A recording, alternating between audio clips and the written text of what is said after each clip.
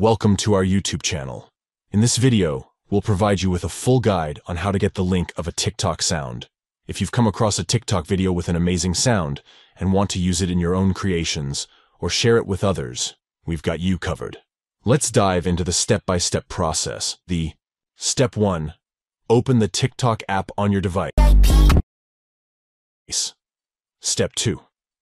Go to the TikTok feed, where you'll find a continuous stream of videos. Step 3. If the video you're watching used a sound that TikTok recognizes, you'll see an option labeled Original Sound, the sound's name. This indicates that the sound is recognized by TikTok. Step 4. In the top right corner of the screen, a button will appear. Tap on it, and then tap on Copy Link.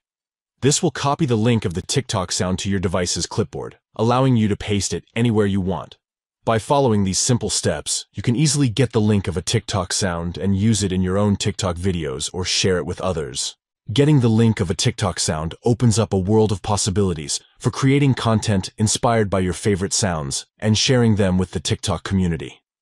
Thank you for watching, and enjoy exploring the world of TikTok sounds